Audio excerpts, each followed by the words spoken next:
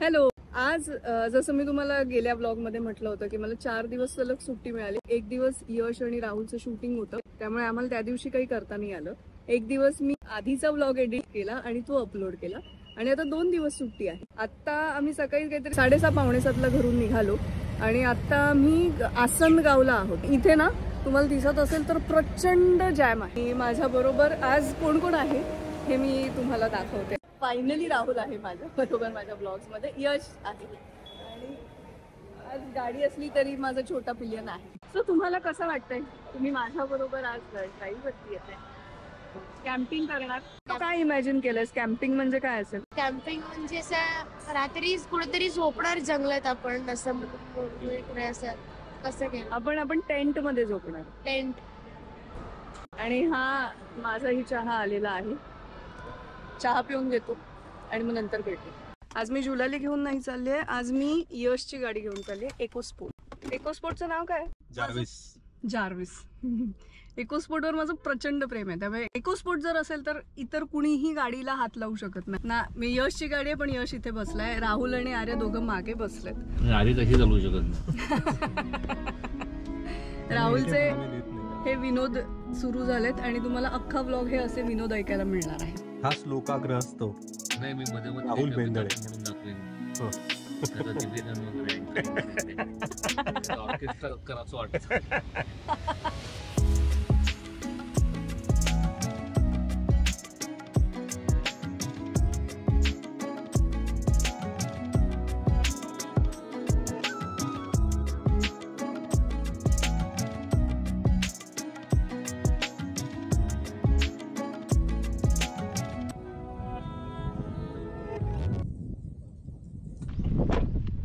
हीच ती जागा, भावली डॅम.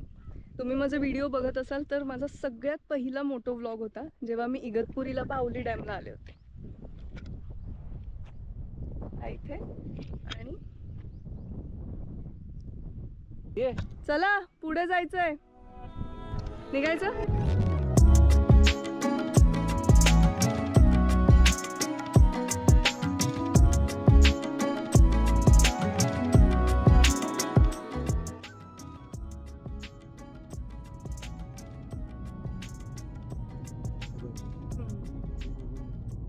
कशी नशिबान कशाची दोर तोडली, कशी नशिबान थट्टा आज मांडली. नाही नाही काळजाची दोर तोडली माझ्या काळजाची. काळजाची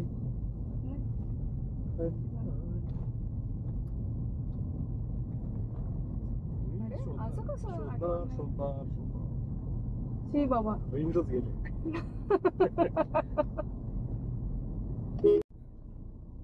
आले आले आले. तू का असतो रे? अलंग मलंग कुलंग मदन. अलंग कुलंग मदन. कुठली मला तेच अलंग मलंग कुलंग असंच वाटत. हा, हे जे समोर डोंगर आहेत ना, 3 डोंगर आहेत, भाऊ भाऊ आहेत ते दुरून डोंगर सारे ते हेच काय? हा तेच. अलंग कुलंग मदन. मदन मदन मदंग नाही, मदन. अलंग कुलंग मदन. अलंग ते बालभारतीच्या पुस्तकात असतो ना, 1ली 2रीच्या मुलांना तसं वाटतं. चरण हरण बघतोच बघ. चरण हरण बघ. कमल नमन कर. तूच कर.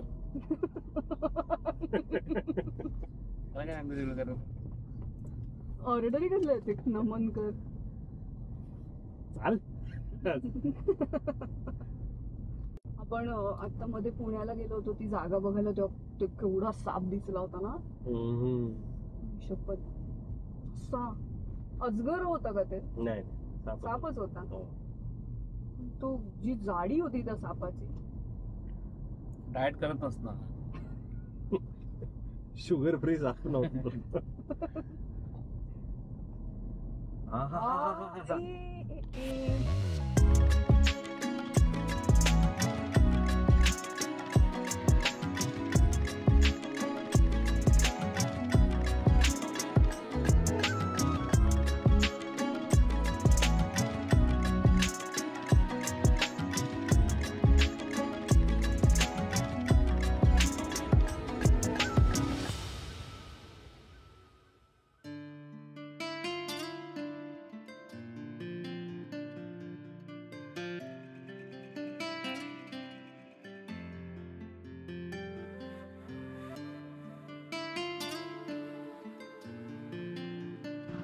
भंडारदऱ्याकडे येताना एक राईट साईडला असं चढ आहे, तिथून आम्ही आत आलो. म्हणजे अभयारण्याचं प्रवेशद्वार होतं तिथून आत आल्यानंतर इथे एक पर्यटन शुल्क नाका केंद्र आहे. इथे आपल्याला पास काढायला लागतो, गेट पास घ्यायला लागतो आणि मग पुढे जायचंय. राहुल किती घेतले रे? 190. गाडीचे 100 आणि आपले. चला आता आपण ऑफिशियली कळसुबाई हरिश्चंद्रगड अभयारण्यात प्रवेश केलेला आहे.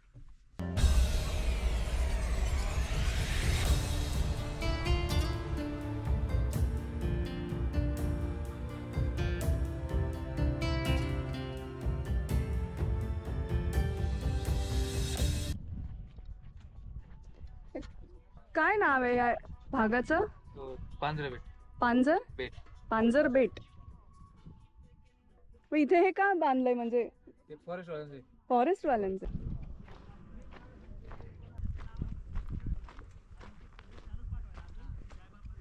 पावणे 12च्या दरम्यान काहीतरी वाजलं, पण उन्हाचे चटके नाही आहेत आणि वारा सुटला ना की खूप छान गार वाटतंय.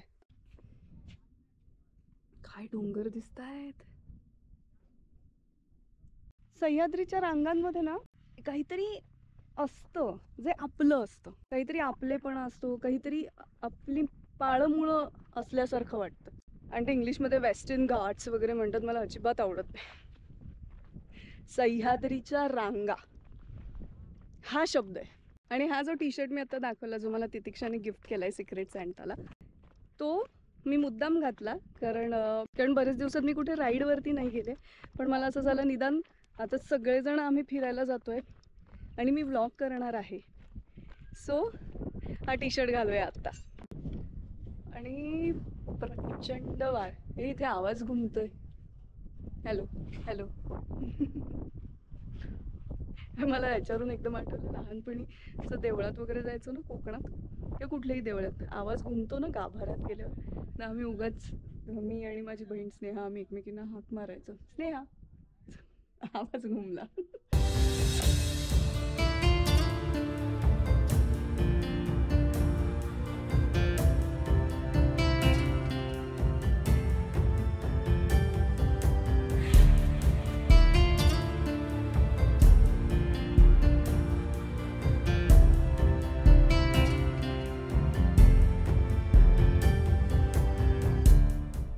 प्लॅन में थोडा चेंज होणे. जसं मी तुम्हाला आधी म्हटलं की आम्ही सांदणदरीच्या ट्रेलसाठी जाणार आहोत आणि तिथे आम्ही कॅम्पसाईट बघून ठेवली होती. सो आम्ही तिथे गेलोही. त्यांच्याकडे ना एक अगदी तान्हं बाळ आहे 1-1.5 महिन्याचं, आणि ते आजारी पडलं होतं. सो ज्या दादांशी मी बोलले होते ते दादा स्वतः त्या बाळाला डॉक्टरांकडे घेऊन गेले होते. आणि मग ह्या सगळ्या गडबडीत आपण तिथे राहायचं आणि त्यांना सगळं सांगायचं की आम्हाला हे द्या ते द्या, तर आम्हाला ते योग्य वाटलं नाही.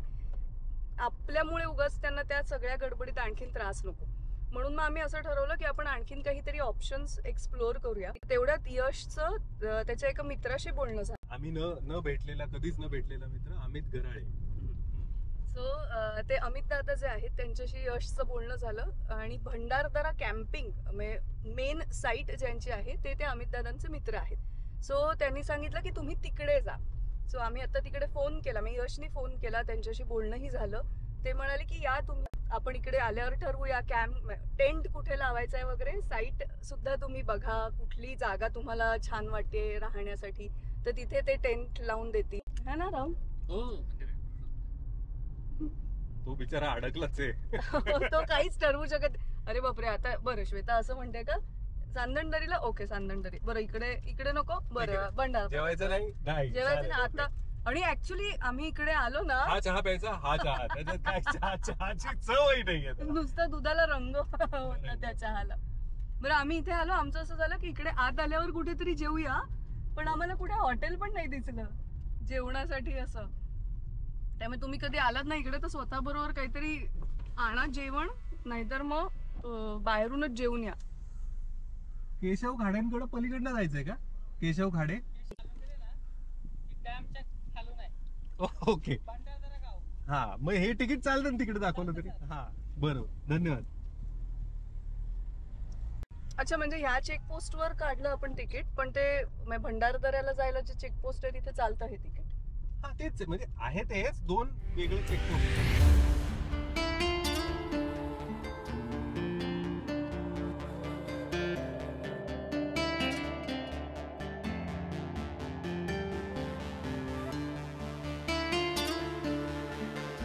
छान गार आहे बाहेर. रात्री कमाल थंडी असेल हा. अनलिमिटेड बार्बेक्यू असतो. अनलिमिटेड बार्बेक्यू आपण करायचं का ते करून देतात? ते बार्बेक्यू आणून ठेवून देतात आपल्या समोर. एक हा.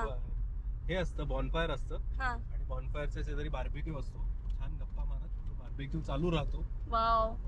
तो आत्ता हे कळलंय की ते केशव खाडे ज्यांच्या कॅम्पसाईट वर आम्ही जाणार आहोत, ती कॅम्पसाईट इथे आहे आतमध्ये, पण त्यांचं हॉटेल इकडे आहे. सो आधी आम्ही तिकडे जातो, त्यांना भेटतो, थोडंसं काहीतरी खातो आत्ता. सो आम्ही आत्ता आलो वसंत सूत नावाच्या हॉटेलला. सो हे ते हॉटेल आहे. तुम्हाला परत सकाळी इकडे यावं लागेल. इथे जवळ आहे, 1/2 किलोमीटर आहे. मग इकडे येऊन तुम्ही फ्रेश वगैरे होणार. फ्रेश वगैरे झाल्यानंतर मग ब्रेकफास्ट करणार. ब्रेकफास्ट झाल्यानंतर मग तुम्हाला गाईड देतो पाहिजे तर. मग तो गाईड तुम्हाला तो सगळं हे पूर्ण रूट आहे, असं 50 किलोमीटरचा रूट आहे. त्याच्यामध्ये अमृतेश्वरचं मंदिर आहे सध्या. त्याच्यानंतर संदन व्हॅली आहे, तिकडे तुम्हाला थोडंफार ट्रेकिंग करायचंय. त्याच्यानंतर आता वॉटरफॉल तर काही चालू नाहीये. पुढे घाटघरचा कोकणकडे आणि तिकडे एक व्हॅली आहे उंबरदरा म्हणून आहे. तर हो हो, हे सगळं पूर्ण 50 किलोमीटर हे सगळं बॅक वॉटर तुम्हाला फिरता येईल. हो. आणि डॅम तर तुम्ही आता ऑन द वे बघितला असेल. नाही, भंडारदरा धरण. हा, तो बघितला. हा, भंडारदरा धरण बघून आले असतील तुम्ही. मग तिकडनं मग डॅम बोटिंग बिटिंग या गोष्टी सगळं करणार आपण. होईल. आत्ता त्याने आम्हाला फ्रेश होण्यासाठी एक रूम दिली आहे. जनरल तुम्हाला रूम दाखवून ठेवते. अरे रूम पण छान आहेत, मोठे आहेत. आणि रूमच्या बाहेर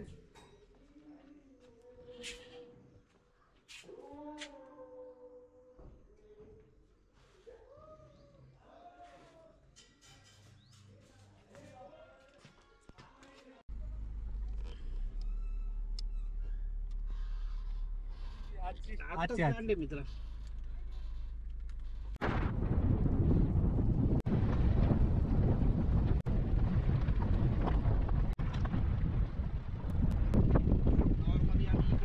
ते तिथे लावणार का टेंट? तर तिथे बेट आहे तिकडे समोर. कुठे आहे? समोर ती झाड आहेत ते. तेच तर मला कळत नाही की काय करावं, की इथे नेहमीसारखं कॅम्पिंग करायचं का त्या तिकडे आयलंड वर जाऊन कॅम्पिंग करायचं. काय वाटतं? जाऊया आयलंड वर. राहुल, जायचंय का? जाऊया, वेगळा अनुभव तरी घेऊ. आयलंड वर जायला 20 मिनिटं लागतात ना बोटीने. बोटीने 20 मिनिटं. चला माझ आयलंड वर.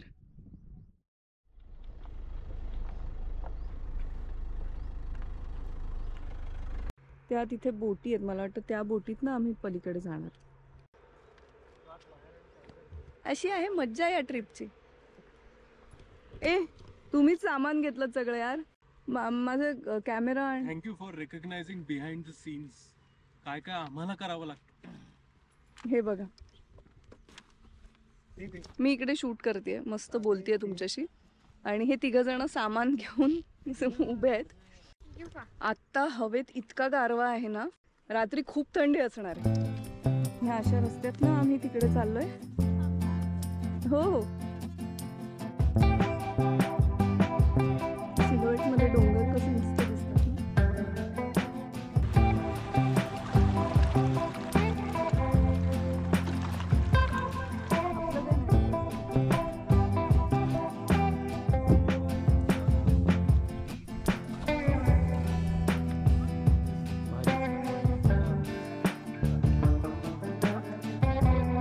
आम्ही खूप एक्सायटेड आहोत, कारण फर्स्ट टाइम असं काहीतरी एन्जॉय करतोय, बेटावरती जाणं वगैरे. आणि त्यामुळे आम्ही सगळे बेटे आणि एक बेटी निघालो आहोत बेटावरती. मंतरलेल्या बेटा.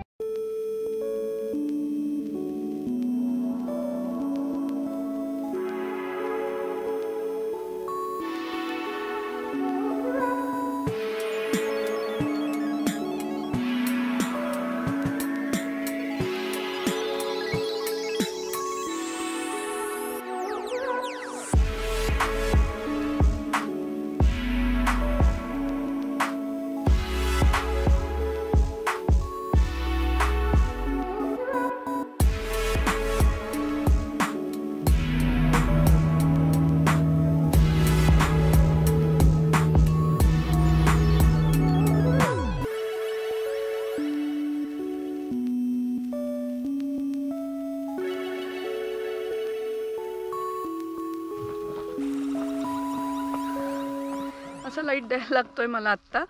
आम्ही आलोय आत्ता त्या आयलंडवरती आणि काही दिसत नाहीये, कम्प्लीट अंधार आहे. हे बघ. त्यांना येऊ दे. हो त्यांना येऊ दे. तिकडे बोट आहे आमची.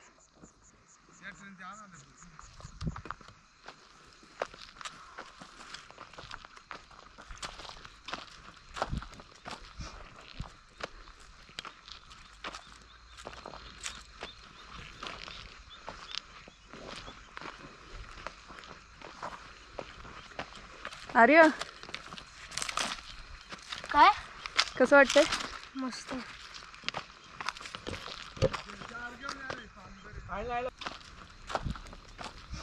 पोचायला 6:30 वाजले असतील, पण आम्ही बेटावर पोचेपर्यंत मिट्ट काळोख झाला होता.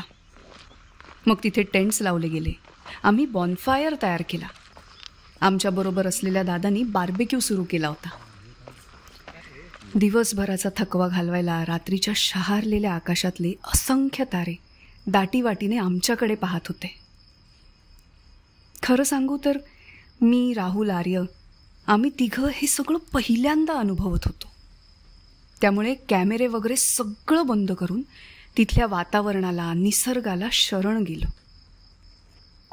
आता चाहूल होती उद्याची, सांदण दरीची.